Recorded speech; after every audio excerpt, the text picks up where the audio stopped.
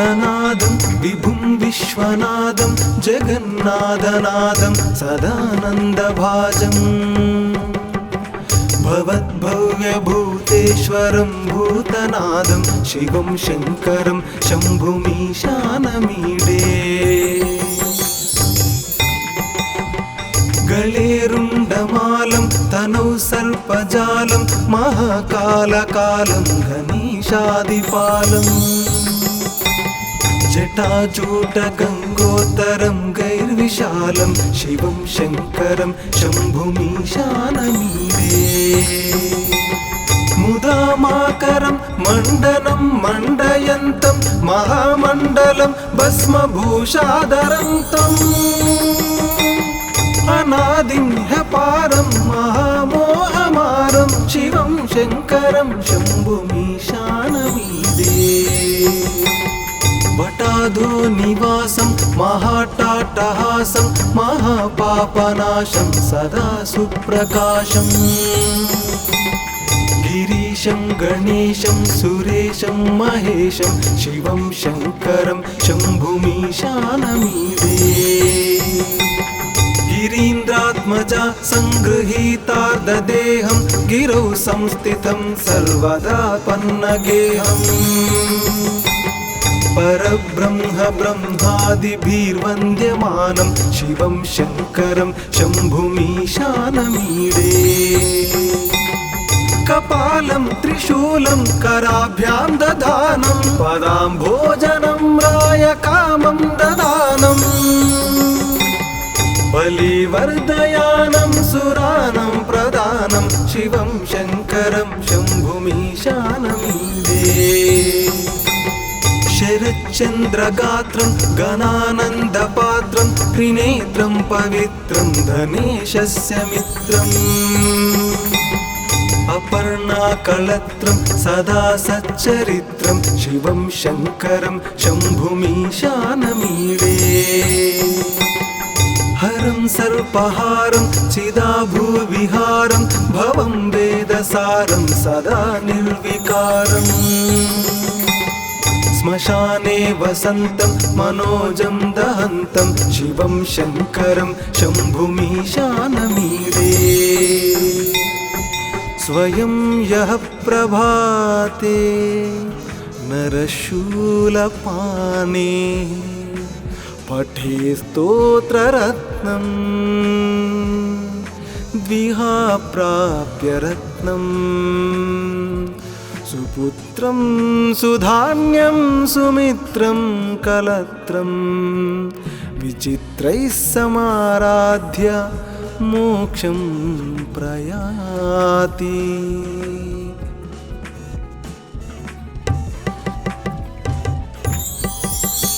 प्रभुं प्राणनादं विभुं विश्वनादं जगन्नाथनादं सदानन्दभाजम् भवद्भव्यभूतेश्वरं भूतनादं शिवं शङ्करं शम्भुमीशानमीडे गलेरुण्डमालं तनौ सर्पजालं महाकालकालं गणेशादिपालम् जटाजूटगङ्गोत्तरं गैर्विशालं शिवं शङ्करं शम्भुमीशानमीडे मुदामाकरं मण्डनं मण्डयन्तं महामण्डलं भस्मभूषाधरं तम् अनादिं ह्यपारं महामोहमारं शिवं शङ्करं शम्भुमीशानमीडे वटाधो निवासं महाटाटहासं महापापनाशं सदा सुप्रकाशम् गिरीशं गणेशं सुरेशं महेशं शिवं शङ्करं शम्भुमीशानमीडे गिरीन्द्रात्मजा सङ्गृहीतार्धदेहं गिरौ संस्थितं सर्वदा पन्नगेहम् परब्रह्म ब्रह्मादिभिर्वन्द्यमानं शिवं शङ्करं शम्भुमीशानमीडे कपालं त्रिशूलं कराभ्यां दधानं पदाम्भोजनं रायकामं ददानम् बलिवर्धयानं सुरानं प्रदानं शिवं शङ्करं शम्भुमीशानमीडे शरच्चन्द्रगात्रं गणानन्दपात्रं त्रिनेत्रं पवित्रं धनेशस्य मित्रम् अपर्णाकलत्रं सदा सच्चरित्रं शिवं शङ्करं शम्भुमीशानमीडे हरं सर्पहारं चिदाभूविहारं भवं वेदसारं सदा निर्विकारम् श्मशाने वसन्तं मनोजं दहन्तं शिवं शङ्करं शम्भुमीशानमीडे स्वयं यः प्रभाते नरशूलपाणे पठे स्तोत्ररत्नं द्विहा प्राप्य रत्नम् सुपुत्रं सुधान्यं सुमित्रं कलत्रं विचित्रैः समाराध्य मोक्षं प्रयाति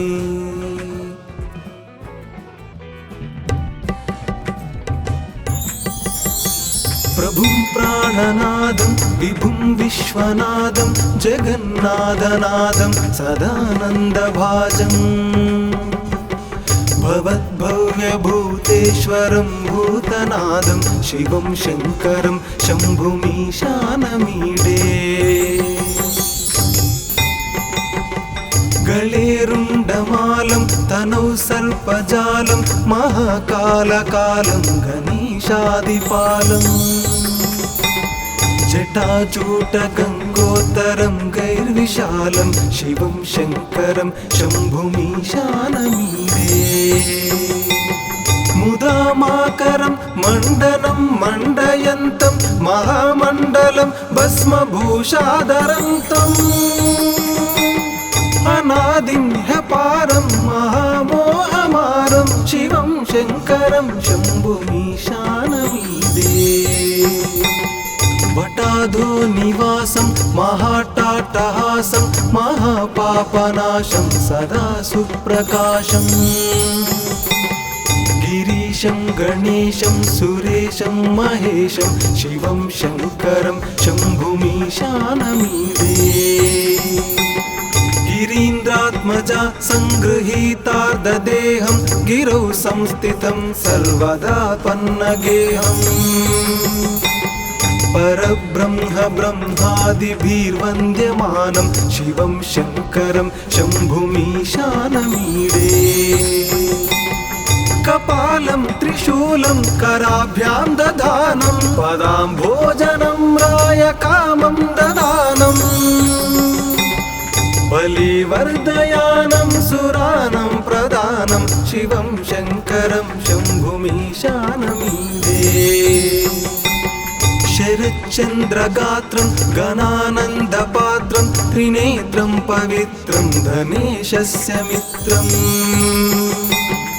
अपर्णाकलत्रं सदा सच्चरित्रं शिवं शङ्करं शम्भुमीशानमीडे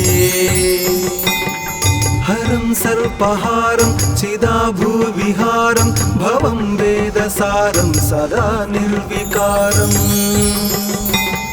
श्मशाने वसन्तं मनोजं दहन्तं शिवं शङ्करं शम्भुमीशानमीडे स्वयं यः प्रभाते नरशूलपाणे पठे स्तोत्ररत्नं द्विहा प्राप्य रत्नम् सुपुत्रं सुधान्यं सुमित्रं कलत्रं विचित्रैः समाराध्य मोक्षं प्रयाति।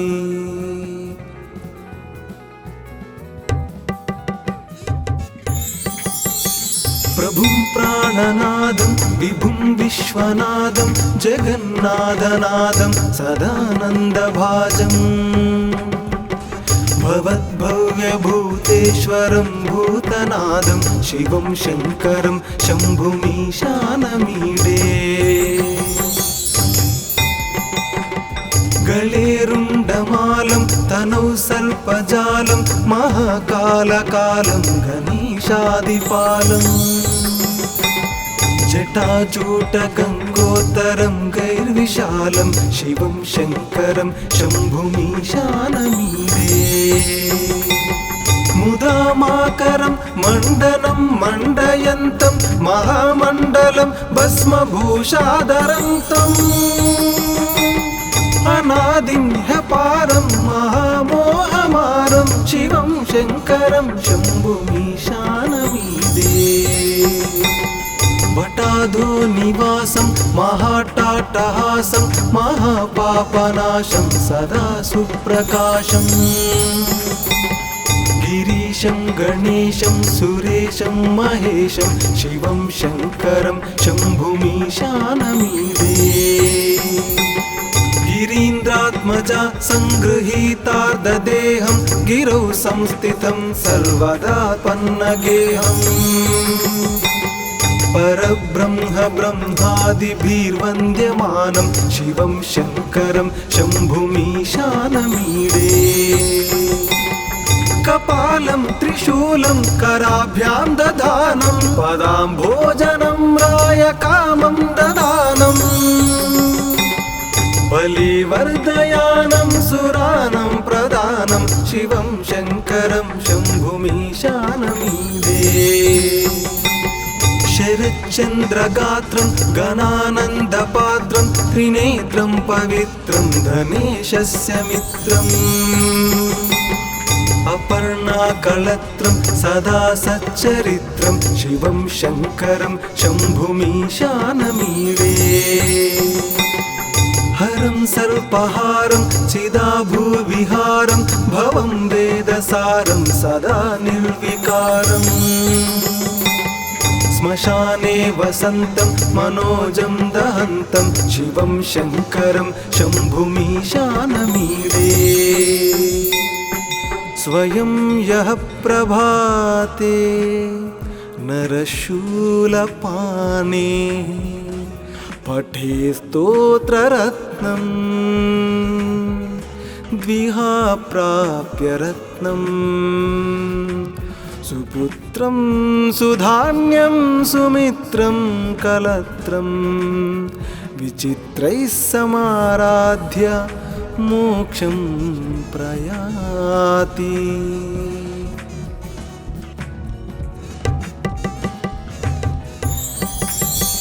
प्रभुं प्राणनादं विभुं विश्वनादं जगन्नाथनादं सदानन्दभाजम् भवद्भव्यभूतेश्वरं भूतनादं शिवं शङ्करं शम्भुमीशानमीडे गलेरुण्डमालं तनौ सर्पजालं महाकालकालं गणेशादिपालम् जटाजूटगङ्गोत्तरं गैर्विशालं शिवं शङ्करं शम्भुमीशानमीडे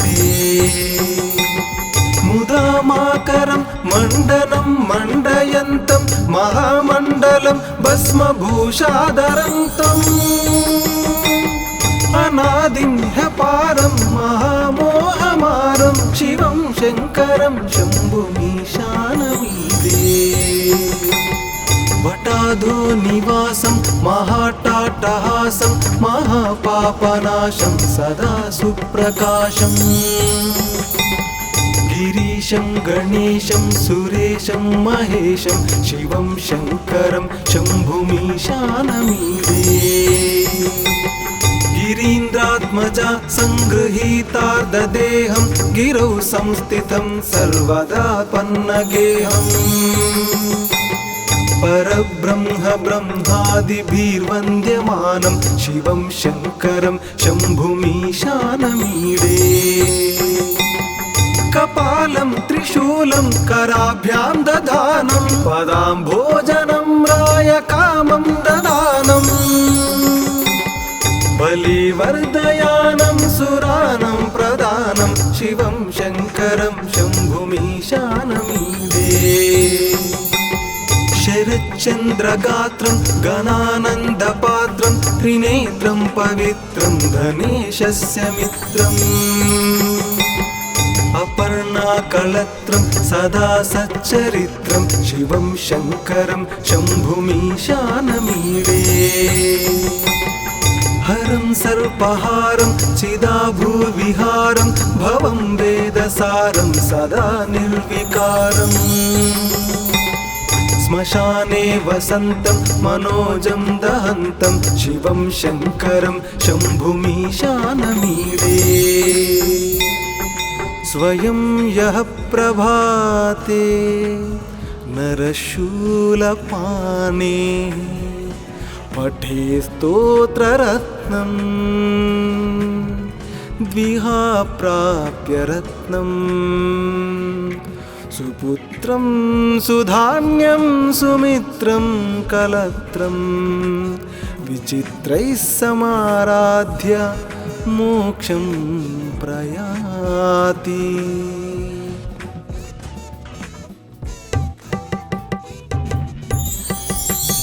प्रभुं प्राणनादं विभुं विश्वनादं जगन्नाथनादं सदानन्दभाजम्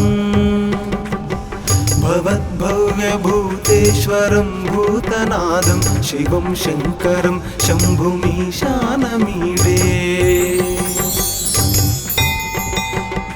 गलेरुण्डमालं तनौ सर्पजालं महाकालकालं गणेशादिपालम्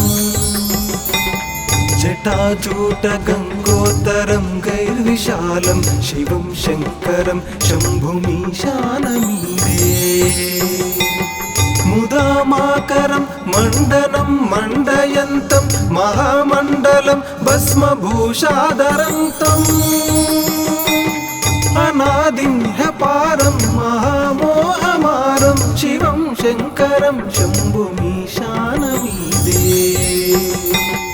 वटाधो निवासं महाटाटहासं महापापनाशं सदा सुप्रकाशम् गिरीशं गणेशं सुरेशं महेशं शिवं शङ्करं शम्भुमीशानमीडे गिरीन्द्रात्मजा सङ्गृहीतार्धदेहं गिरौ संस्थितं सर्वदा पन्नगेहम् परब्रह्म ब्रह्मादिभिर्वन्द्यमानं शिवं शङ्करं शम्भुमीशानमीडे कपालं त्रिशूलं कराभ्यां दधानं पदाम्भोजनं रायकामं ददानं बलिवर्धयानं सुरानं प्रदानं शिवं शङ्करं शम्भुमीशानमीडे शरच्चन्द्रगात्रं गणानन्दपात्रं त्रिनेत्रं पवित्रं गणेशस्य मित्रम् अपर्णाकलत्रं सदा सच्चरित्रं शिवं शङ्करं शम्भुमीशानमीडे हरं सर्पहारं चिदाभूविहारं भवं वेदसारं सदा निर्विकारम् श्मशाने वसन्तं मनोजं दहन्तं शिवं शङ्करं शम्भुमीशानमीडे स्वयं यः प्रभाते नरशूलपाने पठे स्तोत्ररत्नं द्विहा प्राप्य रत्नम् सुपुत्रं सुधान्यं सुमित्रं कलत्रं विचित्रैः समाराध्य मोक्षं प्रयाति।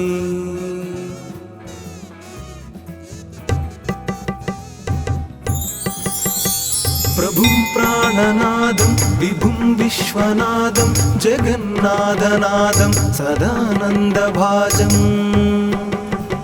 भवद्भव्यभूतेश्वरं भूतनादं शिवं शङ्करं शम्भुमीशानमीडे गळेरुण्डमालं तनौ सर्पजालं महाकालकालं गणेशादिपालम् जटाजूटगङ्गोत्तरं गैर्विशालं शिवं शङ्करं शम्भुमीशानमीडे मुदामाकरं मण्डनं मण्डयन्तं महामण्डलं भस्मभूषाधरं तम् अनादिं ह्यपारं महामोहमारं शिवं शङ्करं शम्भुमीशानमीडे वटाधो निवासं महाटाटहासं महापापनाशं सदा सुप्रकाशम् गिरीशं गणेशं सुरेशं महेशं शिवं शङ्करं शम्भुमीशानमीडे गिरीन्द्रात्मजा सङ्गृहीतार्धदेहं गिरौ संस्थितं सर्वदा पन्नगेहम् परब्रह्म ब्रह्मादिभिर्वन्द्यमानं शिवं शङ्करं शम्भुमीशानमीडे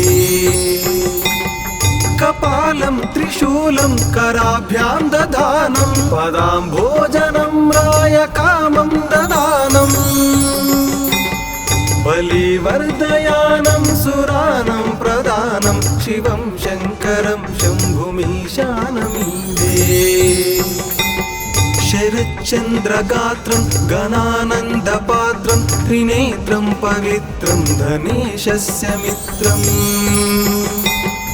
अपर्णाकलत्रं सदा सच्चरित्रं शिवं शङ्करं शम्भुमीशानमीडे हरं सर्पहारं चिदाभूविहारं भवं वेदसारं सदा निर्विकारम् श्मशाने वसन्तं मनोजं दहन्तं शिवं शङ्करं शम्भुमीशानमीडे स्वयं यः प्रभाते नरशूलपाने पठे स्तोत्ररत्नं द्विहा प्राप्य रत्नम् सुपुत्रं सुधान्यं सुमित्रं कलत्रं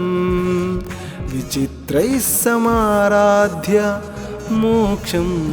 प्रयाति।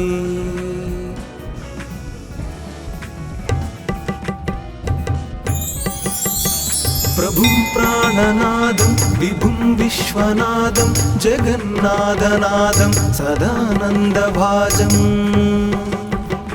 भवद्भव्यभूतेश्वरं भूतनादं शिवं शङ्करं शम्भुमीशानमीडे गळेरुण्डमालं तनौ सर्पजालं महाकालकालं गणेशादिपालम् जटाजूटगङ्गोत्तरं गैर्विशालं शिवं शङ्करं शम्भुमीशानमीडे मुदामाकरं मण्डनं मण्डयन्तं महामण्डलं भस्मभूषाधरं तम् अनादिं ह्यपारं महामोहमारं शिवं शङ्करं शम्भुमीशानमीडे वटाधो निवासं महाटाटहासं महापापनाशं सदा सुप्रकाशम् गिरीशं गणेशं सुरेशं महेशं शिवं शङ्करं शम्भुमीशानमीडे गिरीन्द्रात्मजा सङ्गृहीतार्धदेहं गिरौ संस्थितं सर्वदा पन्नगेहम् परब्रह्म ब्रह्मादिभिर्वन्द्यमानं शिवं शङ्करं शम्भुमीशानमीडे कपालं त्रिशूलं कराभ्यां दधानं पदाम्भोजनं रायकामं ददानम् बलिवर्धयानं सुरानं प्रदानं शिवं शङ्करं शम्भुमीशानमीडे शरच्चन्द्रगात्रं गणानन्दपात्रं त्रिनेत्रं पवित्रं धनेशस्य मित्रम् अपर्णाकलत्रं सदा सच्चरित्रं शिवं शङ्करं शम्भुमीशानमीडे हरं सर्पहारं चिदाभूविहारं भवं वेदसारं सदा निर्विकारम् श्मशाने वसन्तं मनोजं दहन्तं शिवं शङ्करं शम्भुमीशानमीडे स्वयं यः प्रभाते नरशूलपाणे पठे स्तोत्ररत्नं द्विहा प्राप्य रत्नम् सुपुत्रं सुधान्यं सुमित्रं कलत्रं विचित्रैः समाराध्य मोक्षं प्रयाति।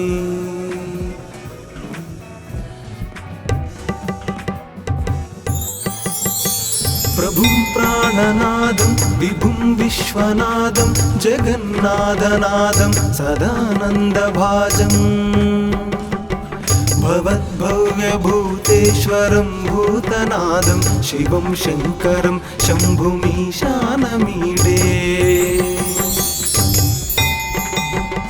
गलेरुण्डमालं तनौ सर्पजालं महाकालकालं गणेशादिपालम् जटाचूटगङ्गोत्तरं गैर्विशालं शिवं शङ्करं शम्भुमीशानमीडे मुदामाकरं मण्डनं मण्डयन्तं महामण्डलं भस्मभूषाधरन्तम् अनादिं ह्यपारं महामोहमारं शिवं शङ्करं शम्भुमीशानमीडे वटाधो निवासं महाटाटहासं महापापनाशं सदा सुप्रकाशं गिरीशं गणेशं सुरेशं महेशं शिवं शङ्करं शम्भुमीशानमीडे गिरीन्द्रात्मजा सङ्गृहीतार्धदेहं गिरौ संस्थितं सर्वदा पन्नगेहम् परब्रह्म ब्रह्मादिभिर्वन्द्यमानं शिवं शङ्करं शम्भुमीशानमीडे कपालं त्रिशूलं कराभ्यां दधानं पदाम्भोजनं रायकामं ददानम् बलिवर्धयानं सुरानं प्रदानं शिवं शङ्करं शम्भुमीशानमीडे शरच्चन्द्रगात्रं गणानन्दपात्रं त्रिनेत्रं पवित्रं धनेशस्य मित्रम् अपर्णाकलत्रं सदा सच्चरित्रं शिवं शङ्करं शम्भुमीशानमीडे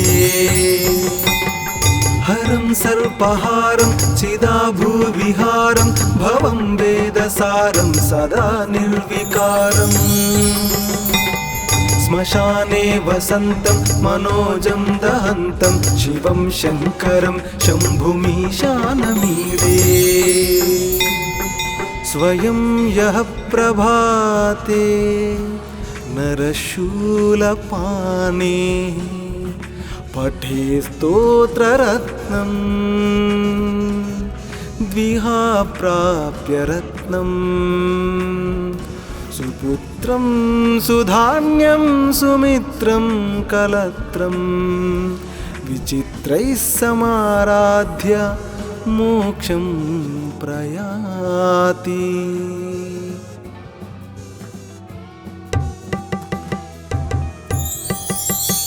प्रभुं प्राणनादं विभुं विश्वनादं जगन्नाथनादं सदानन्दभाजम्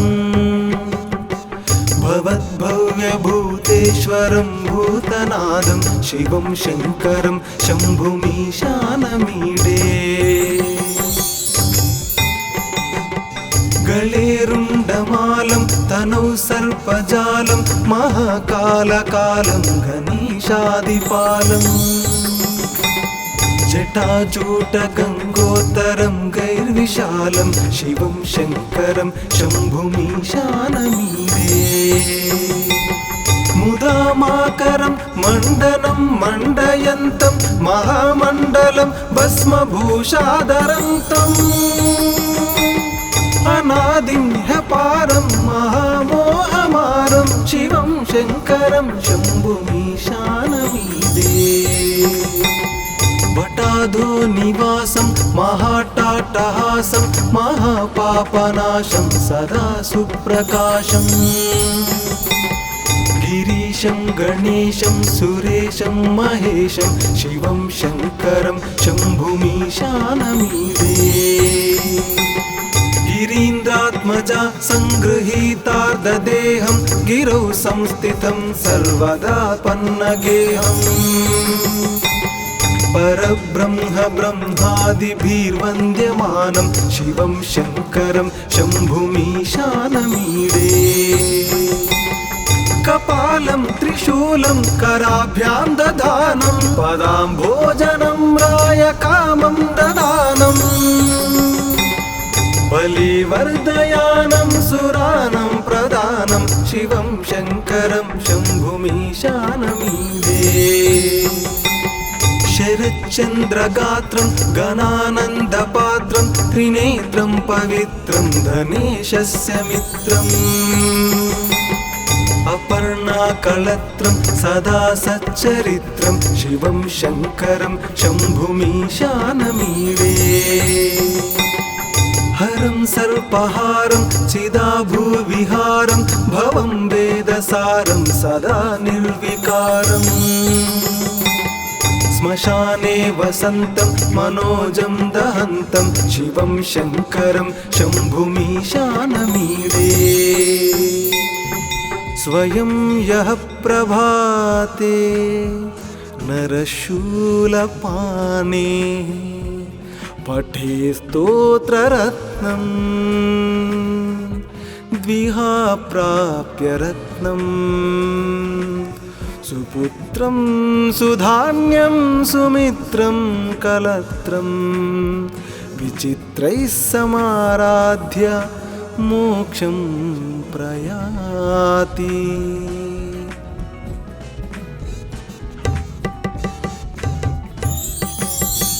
प्रभुं प्राणनादं विभुं विश्वनादं जगन्नाथनादं सदानन्दभाजम् भवद्भव्यभूतेश्वरं भूतनादं शिवं शङ्करं शम्भुमीशानमीडे गळेरुण्डमालं तनौ सर्पजालं महाकालकालं गणेशादिपालम् जटाजूटगङ्गोत्तरं गैर्विशालं शिवं शङ्करं शम्भुमीशानमीडे मुदामाकरं मण्डनं मण्डयन्तं महामण्डलं भस्मभूषाधरं तम् अनादिं ह्यपारं महामोहमारं शिवं शङ्करं शम्भुमीशानमीडे वटाधो निवासं महाटाटहासं महापापनाशं सदा सुप्रकाशम् गिरीशं गणेशं सुरेशं महेशं शिवं शङ्करं शम्भुमीशानमीडे गिरीन्द्रात्मजा सङ्गृहीतार्धदेहं गिरौ संस्थितं सर्वदा पन्नगेहम् परब्रह्म ब्रह्मादिभिर्वन्द्यमानं शिवं शङ्करं शम्भुमीशानमीडे कपालं त्रिशूलं कराभ्यां दधानं पदाम्भोजनं रायकामं ददानं बलिवर्धयानं सुरानं प्रदानं शिवं शङ्करं शम्भुमीशानमीडे शरच्चन्द्रगात्रं गणानन्दपात्रं त्रिनेत्रं पवित्रं धनेशस्य मित्रम् अपर्णाकलत्रं सदा सच्चरित्रं शिवं शङ्करं शम्भुमीशानमीडे हरं सर्पहारं चिदाभूविहारं भवं वेदसारं सदा निर्विकारम् श्मशाने वसन्तं मनोजं दहन्तं शिवं शङ्करं शम्भुमीशानमीडे स्वयं यः प्रभाते नरशूलपाणे पठे स्तोत्ररत्नं द्विहा प्राप्य रत्नं सुपुत्रं सुधान्यं सुमित्रं कलत्रं विचित्रैः समाराध्य मोक्षं प्रयाति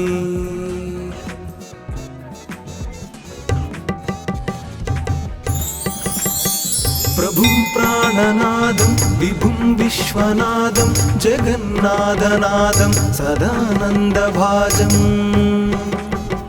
भवद्भव्यभूतेश्वरं भूतनादं शिवं शङ्करं शम्भुमीशानमीडे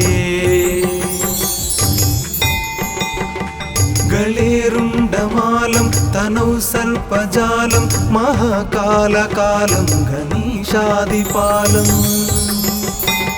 जटाजूटगङ्गोत्तरं गैर्विशालं शिवं शङ्करं शम्भुमीशानमीडे मुदामाकरं मण्डनं मण्डयन्तं महामण्डलं भस्मभूषाधरन्तम् अनादिं ह्यपारं महामोहमारं शिवं शङ्करं शम्भुमीशानमीडे वटाधो निवासं महाटाटहासं महापापनाशं सदा सुप्रकाशम् गिरीशं गणेशं सुरेशं महेशं शिवं शङ्करं शम्भुमीशानमीडे गिरीन्द्रात्मजा सङ्गृहीतार्धदेहं गिरौ संस्थितं सर्वदा पन्नगेहम् परब्रह्म ब्रह्मादिभिर्वन्द्यमानं शिवं शङ्करं शम्भुमीशानमीडे कपालं त्रिशूलं कराभ्यां दधानं पदाम्भोजनं रायकामं ददानम् बलिवर्धयानं सुरानं प्रदानं शिवं शङ्करं शम्भुमीशानमीडे शरच्चन्द्रगात्रं गणानन्दपात्रं त्रिनेत्रं पवित्रं धनेशस्य मित्रम् अपर्णाकलत्रं सदा सच्चरित्रं शिवं शङ्करं शम्भुमीशानमीडे हरं सर्पहारं चिदाभूविहारं भवं वेदसारं सदा निर्विकारम् श्मशाने वसन्तं मनोजं दहन्तं शिवं शङ्करं शम्भुमीशानमीडे स्वयं यः प्रभाते नरशूलपाणे पठे स्तोत्ररत्नं द्विहा प्राप्य रत्नं सुपुत्रं सुधान्यं सुमित्रं कलत्रं विचित्रैः समाराध्य मोक्षं प्रयाति।